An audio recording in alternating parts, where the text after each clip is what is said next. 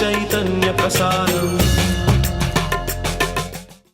నమస్కారం, మన ధర్మం కార్యక్రమానికి స్వాగతం. ఇవాళ మన ధర్మం కార్యక్రమంలో మన ధర్మ సందేహాన్ని నివృత్తి చేసేందుకు మనతో పాటు ఉన్నారు ప్రముఖ ఆధ్యాత్మికవేత్త బ్రహ్మశ్రీ గడ్డమనుగు రామకృష్ణమూర్తి గారు. గురుగారు నమస్కారం. ఓం శ్రీమాత్రే నమః. గురుగారు, ఈరోజు బలరామ జయంతి. బలరాముడు ముసలాన్ని నాగలిని ఆయుధాలుగా ధరించడంలో అంతరార్థం ఏంటి? హరిపూజార్థము పుట్టుడు సురకన్యలు భూమి అందు సుందరతనులై హరికగ్రజుడై శేషుడు నిజాంశన బుట్టు తత్ప్రియారంభుడై అని భాగవతంలో బలరాముని ఆవిర్భావాన్ని గురించి తెలియజేస్తాడు. బ్రహ్మదేవుడు దేవతలందరికీ కూడా భూమండలంలో గోపికలుగా పుట్టమని చెబుతూ ఆ శేషుడు బలరాముడిగా జన్మిస్తాడు కృష్ణుడికి సహకారం చేయడం కోసం. ఇలా చెప్పటంలోని అంతరార్థం ఏమిటి అంటే, ప్రకృతి పరమాత్మ. ప్రకృతికి చిహ్నము బలరాముడు. అందుకే రోకలి నాగలి వీటిని ఆయుధాలుగా ధరిస్తాడు. నాగలి పంటను పెంపొందించటానికి అవసరమైతే వచ్చిన ధాన్యాన్ని సంస్కరించటానికి రోకలి ఉపయోగపడుతుంది. ఇలా ప్రకృతికి చిహ్నాలైనటువంటి ఈ రోకలి నాగలిని ధరించి నాగావళి అనే నదికి అంకురార్పణ చేశాడు తన నాగలితో బలరాముడు. దుర్యోధనుని మీద ఆగ్రహం కలిగినప్పుడు నాగలితో భూమిని ఛేదించి నాగావళి నదికి శ్రీకారం చుట్టాడు. ఈ అన్ని సంఘటనలు కూడా ప్రకృతి యొక్క ప్రవర్తనను తెలియజేసేవే. ప్రకృతి పురుషుల యొక్క సామరస్యమే సృష్టి. ఈ ప్రకృతి సాత్వికమైనప్పుడు పరమాత్మను చేరుకుంటుంది. అది తద్భిన్నమైనప్పుడు విపరీతాన్ని సృష్టిస్తుంది. బలరాముడికి సన్యాసులంటే చాలా ఇష్టం. శిష్యుడు అంటే అపరిమితమైన వాత్సల్యం. అధర్మ మార్గము అంటే అస్సలు గిట్టదు.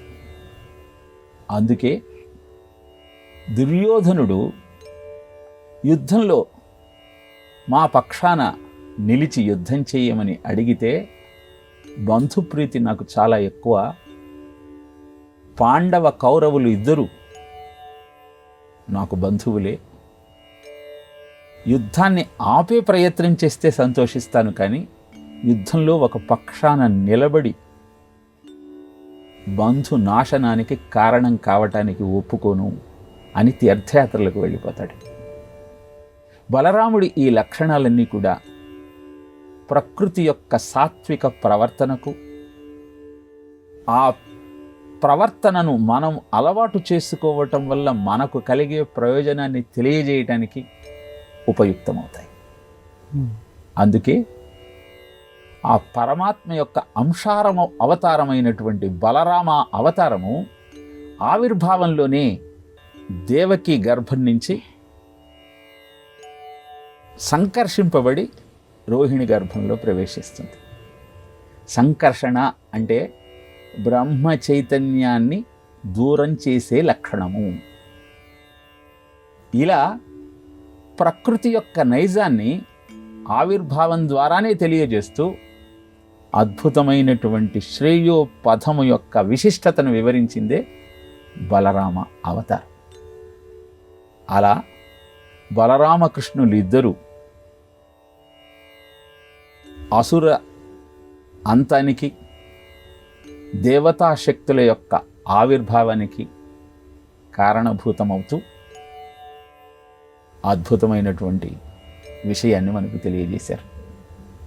మూల చైతన్యం యొక్క రెండు అంశలే కృష్ణ బలరామ అవతారాలని విష్ణు పురాణం చెబుతుంది. శ్వేతకేశము బలరాముడైతే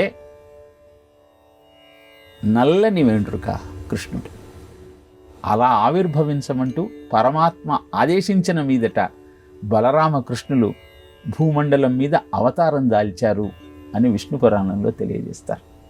ఇలా ఈ పురాణ విశేషాలన్నీ కూడా ప్రజాజీవనాన్ని సంస్కరిస్తూ సరి అయిన తోవలో ముందుకు నడపటానికి ఉపయుక్తమవుతాయి కనుక ఆ విషయాలు తెలుసుకుంటూ ఆ పర్వదినాలను ఘనంగా జరుపుకుంటూ ఆ తత్వాలను గ్రహిస్తూ జీవితాన్ని శ్రేయోపథంలో ముందుకు తీసుకుని వెళ్ళే ప్రయత్నం చేద్దాం. గురువుగారు, సంగీత సామ్రాజ్యానికి త్రిమూర్తులలో ఒకరు శ్యామశాస్త్రి. శ్యామశాస్త్రికి ఆ పేరు ఎలా వచ్చింది? విశ్వనాథ అయ్యర్ సంతానమే శ్యామశాస్త్రి. సంగీత సామ్రాజ్యానికి త్రిమూర్తులుగా చెప్పబడే త్యాగరాజస్వామి, ముత్తుస్వామి దీక్షితార్, ఈ శ్యామశాస్త్రి ముగ్గురులో కూడా శ్యామశాస్త్రి పెద్దవాడు. విశ్వనాథ అయ్యర్ వంశస్థులు శంకర భగవత్పాదుల చేత ఆదేశింపబడి కంచి కామాక్షిని అర్చన చేస్తూ జీవితం గడిపారు. క్లిష్ట సమయాలలో కూడా, ముష్కరుల దాడి సమయంలో కూడా, అరణ్యాలలో 30 సంవత్సరాలు జీవిస్తున్న సమయంలో కూడా ఆ బంగారు కామాక్షి ఆరాధనను మానలేదు. అలా ప్రతినిత్యము ఆ తల్లిని ఆరాధిస్తున్న కారణాన ఒక శనివారం విశ్వనాథ అయ్యర్ ఇంట్లో జరిగేటువంటి ఉత్సవంలో ఒక భక్తుడు భగవంతుని యొక్క అంశ ప్రవేశించిన కారణాన కృత్తికా నక్షత్రంలో నీ ఇంట అద్భుతమైన పురాణ పురుషుడు ఉదయించబోతున్నాడు, 100 మందికి సమారాధన చెయ్యమంటూ సత్యాన్ని తెలియజేశాడు. పేదరికంలో ఉన్నటువంటి ఆ విశ్వనాథ అయ్యర్ దంపతులు 100 మందికి భోజనం ఎలా పెట్టాలా అని ఆలోచిస్తున్న సమయంలో కనీసం 25 మందికైనా సరే సమారాధన జరపమంటూ భక్తి ఆవేశంలో తెలియజేశారు. సంతోషించిన ఆ దంపతులిద్దరూ అద్భుతమైనటువంటి ఆ వార్తను విని అలాంటి ప్రక్రియను జరపాలని నిశ్చయించుకున్నారు. అనంతరం కృత్తికా నక్షత్రంలో జన్మించిన ఆ బాలుడికి వెంకట సుబ్రహ్మణ్యం అని నామకరణం చేశారు.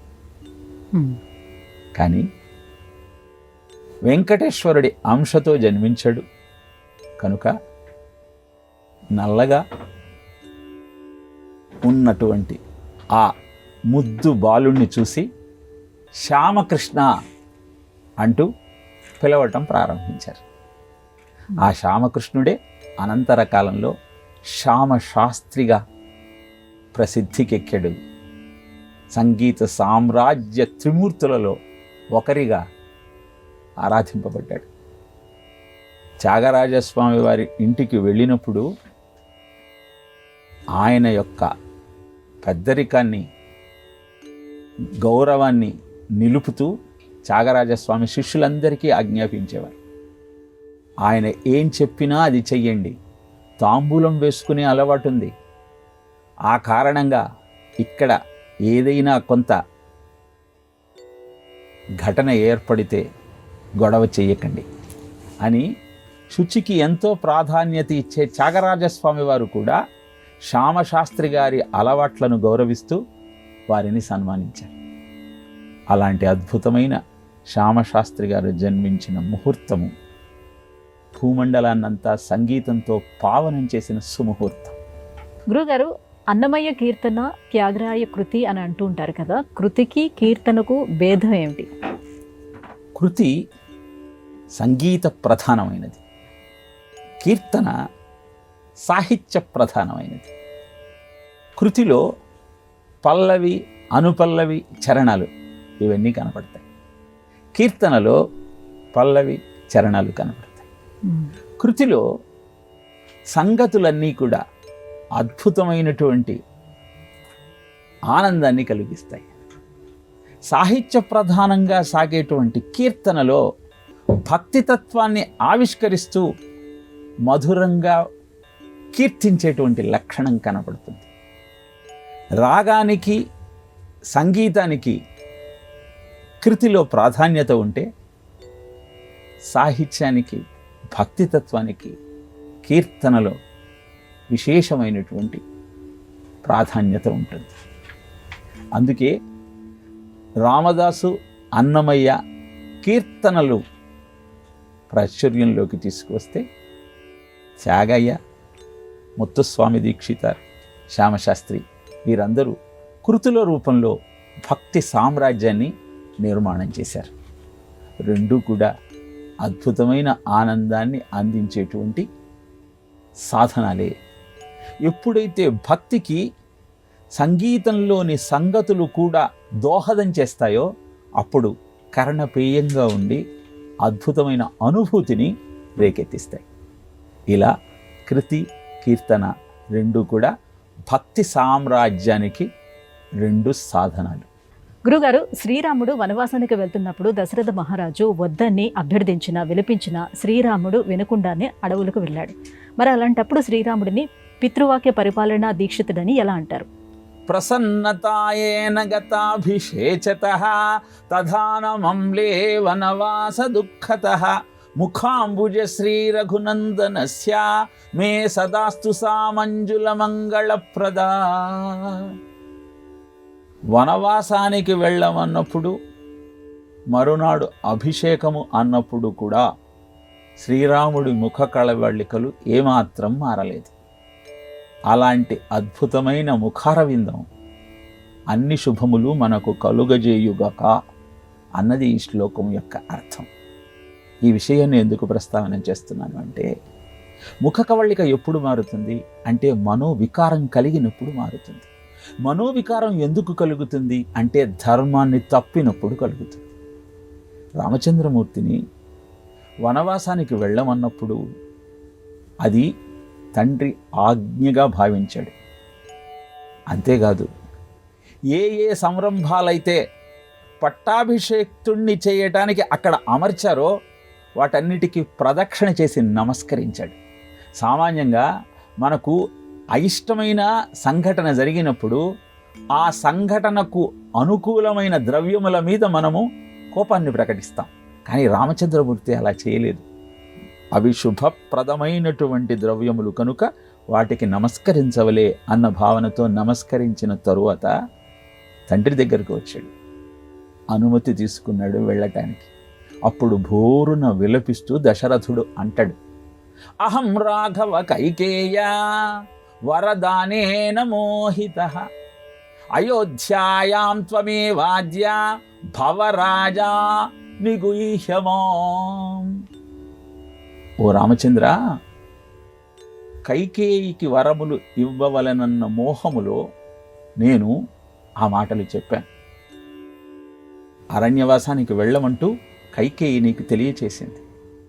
కానీ ఇప్పుడు నన్ను బంధించు, చెరసాలలో పెట్టు, భవరాజా నువ్వు రాజ్యాన్ని పరిపాలించు, అయోధ్యలోనే ఉండు. ఇలా దశరథుడు ఎందుకంటున్నాడు అంటే, రాముడు లేకుండా దశరథుడు ఉండలేడు. చెరసాలలోనైనా సరే రాముణ్ణి తలుచుకుంటూ రాముడున్నాడన్న భావనతో జీవితం గడపవచ్చు. ఇది మోహం, ధర్మం కాదు. ఎందుకంటే అంతకుముందే దశరథుడు ఏమన్నాడు, కైకేయికి ఏమని మాట ఇచ్చాడు, నీ కుమారుణ్ణి రాజుని చేస్తాను, రాముణ్ణి అరణ్యవాసానికి పంపిస్తాను. ఇప్పుడు మాయోపాయంతో, తర్కంతో, యుక్తితో రాజును బంధించి నేను రాజ్యాన్ని పరిపాలిస్తున్నాను అనటము రాజులకు పరిపాటేమో కానీ ధర్మానికి విరుద్ధం. తండ్రిని చెరసాలలో పెట్టి రాజ్యాధికారాన్ని స్వీకరించినటువంటి వారి ప్రవర్తన హిందూ ధర్మంలో ఏనాడు మనకు కనపడదు. తండ్రిని గౌరవిస్తూ, పూజిస్తూ, ధర్మబద్ధమైన జీవితాన్ని గడుపుతూ యథా రాజా తథా ప్రజ కనుక రాజు పారదర్శకమైన జీవితాన్ని గడుపుతూ ధర్మానికి బానిసలాగా ప్రవర్తిస్తూ ప్రజలకు మార్గదర్శకం చెయ్యాలి తప్పితే తండ్రి అడిగాడని, అవకాశం దొరికిందని మాయోపాయంతో రాజ్యాధికారాన్ని స్వీకరిస్తే 28 చతుర్యుగాలు గడిచినా ఈనాటికి మనం సీతారామ కళ్యాణాన్ని జరుపుకోవటంలో ఔచిత్యమే లేదు. సామాన్యుడు ఎలా ఉన్నాడో ఆ సాధకుడు అలానే ఉన్నాడు, పామరుడు ఎలా ప్రవర్తించాడో ఆ పరమాత్మ అలానే ప్రవర్తించాడు అన్న భావన కలుగుతుంది. రామ కథ వీడి లౌకిక కథలందు రక్తి కలుగువాడు మానవుండే, పాయసమ్ము వీడి పరుల ఎంగిలిగోరు పామరుండుగాది వెలది గౌరీ అంటాడు ఈశ్వరుడు పార్వతితో. అందుకే రాముడంటే ధర్మానికి ప్రతీక, రాముడంటే న్యాయానికి నిలువెత్తు నిదర్శనం. ఇది ప్రపంచానికి చాటి చెప్పటం కోసమే పితృవాక్య పరిపాలన దీక్షితుడిగా ప్రసిద్ధికెక్కాడు రామచంద్రమూర్తి. తండ్రికి వచ్చే అపకీర్తిని కూడా ముందరే గమనించి ఆ అపఖ్యాతి కలగకుండా ఉండటం కోసం తాను 14 సంవత్సరాల అరణ్యవాసాన్ని చేసి మరీ ఇక్ష్వాకు వంశ ప్రతిష్టను నిలబెట్టాడు. కనుకనే పితృవాక్య పరిపాలక దీక్షితుడు అంటూ ఆ రామచంద్రమూర్తిని మనం పూజిస్తాం, ఆరాధిస్తాం. ఆ నామాన్ని తారక మంత్రంగా ఆరాధన చేస్తాం. గురుగారు, సర్పదోష నివారణకు ఏ ఆలయాలను సందర్శించాలి? జాతక చక్రంలో గ్రహముల స్థితిని బట్టి సర్పదోషాన్ని నిర్ణయిస్తారు. సర్పదోషం ఉంటే మానసిక అశాంతి ఉంటుంది, గొడవలలో ఇరుక్కుంటారు, అనవసరమైన అపనిందల పాలవుతారు, ఏ పనైనా ఆలస్యంగా నడుస్తూ ఉంటారు. ఇంత బాధ పెట్టే సర్పదోషం నుంచి బయటపడాలి అంటే అద్భుతమైన క్షేత్రాలు మనకు అందుబాటులో ఉన్నాయి. మొట్టమొదటి క్షేత్రం కుక్కే సుబ్రహ్మణ్య స్వామి క్షేత్రం. అక్కడ సర్ప సంస్కార పూజ, ఆశ్లేష బలి ఇలాంటి పూజలు నిర్వహిస్తారు. అది మీ జాతక చక్రంలో ఉన్న సర్పదోషాన్ని అనుసరించి. అలానే మహాకాళేశ్వర దేవాలయం ఉజ్జయినిలో, అక్కడ రాత్రిపూట నిర్వహించేటువంటి పూజల కారణంగా జాతకంలో ఉన్న దోషాలు పరిహరింపబడతాయి. ఓంకారేశ్వర దేవాలయం, అలానే రాహుకేతువుల యొక్క దోషాన్ని పోగొట్టుకోవటం కోసం ఆంధ్ర రాష్ట్రంలో ఉన్నటువంటి కాళహస్తీశ్వర దేవాలయం, అక్కడ రాహుకేతువుల పూజను జరుపుకొని సర్పదోషాన్ని నుంచి నివారణ పొందవచ్చు. కనుక సర్పదోషము అన్న బెంగతో, బాధతో ఆలోచనను అస్తవ్యస్తం చేసుకోకుండా అద్భుతమైన ఆరాధనతో, నాగ ప్రతిష్టతో, సర్పదోష నివారణ పూజలతో జీవితాన్ని సంస్కరించుకోవచ్చు. గురుగారు, పార్వతీదేవి భూదేవిని శపించడానికి గల కారణం ఏమిటి? దీనికి ఉన్న నేపథ్యం ఏంటి? కుమార సంభవ ఘట్టాన్ని వివరిస్తూ రామాయణంలో వాల్మీకి ఈ విషయాన్ని వివరిస్తాడు. మన్మథుణ్ణి 3వ నేత్రాన్ని తెరిచి భగ్నం చేసిన తరువాత విరాగిగా ఉన్నటువంటి శివుడిని పార్వతి అర్చించి పెద్దలందరి జోక్యంతో శివుడిని వివాహానికి సిద్ధం చేస్తారు. పార్వతి కళ్యాణం జరిగిన తరువాత వారిద్దరూ ఆనందిస్తున్న సమయంలో దేవతలందరికీ ఒక సందేహం కలుగుతుంది. శివుడంటే మహాదేవుడు, అద్భుతమైనటువంటి శక్తియుక్తులు కలవాడు. ఆయన తేజస్సు కుమారుడిగా భూమండలం మీద ఆవిర్భవిస్తే ఎలాంటి ఉపద్రవం జరుగుతుందో అని వారికి ఒక సందేహం కలిగింది. వెంటనే వారంతా పార్వతితో ఆనందిస్తున్నటువంటి పరమేశ్వరుడి దగ్గరికి వెళ్ళి, పరమశివ, తారకాసుర సంహారం కోసం అభ్యర్థన చేశాం, అందుకే పార్వతిని వివాహం చేసుకున్నావు, కానీ నీ తేజస్సు ఆవిర్భవిస్తే అది ఎలాంటి ఉపద్రవం తెస్తుందో ఊహించలేకపోతున్నాం, కనుక ఈ కార్యక్రమం నుంచి విరమించు అని ప్రార్థిస్తారు. పరమేశ్వరుడు భక్తులు ఏది కోరితే అది చేసేటువంటి దేవతామూర్తి. అడిగిందల్లా ఇస్తాడే, అవస్థలెన్నో పడతాడే, భక్తుల పిలుపు వినగానే బోళాశంకరుడవుతాడు. అందుకే వెంటనే తథాస్తు అన్నాడు. ఆ తేజస్సును ఎలా నిర్వీర్యం చెయ్యాలి, ఎలా భూమండలం మీదికి వదలాలి అంటే వారంతా అగ్నిదేవుడి సహాయంతో దాన్ని భూమండలం మీదికి తీసుకురండి అని శివుడే చెప్తాడు. ఇలా సంతానం కలగబోయే పార్వతి దేవతల యొక్క జోక్యంతో భూమండలం మీదికి చేరిన తేజస్సును చూసి విలపిస్తుంది. దేవతలనందరినీ పిలిచి, నాకు సంతానం కలగకుండా అడ్డుకున్నారు కనుక మీరు సంతానమే లేకుండా ఉండదరుగాక అంటూ శపించింది. అనంతరము భూదేవి ఆ తేజస్సును భరించింది కనుక బహుభర్తృత్వంతో బాధపడదువుగాక అంటూ భూదేవిని శపించింది. అంటే రాజ్యాన్ని పరిపాలించే ప్రతివాడు భూపతే, తండ్రి భూపతే, కొడుకు భూపతే, మనవడు భూపతే. ఇలా పార్వతీదేవి భూదేవిని బాధతో శపించింది.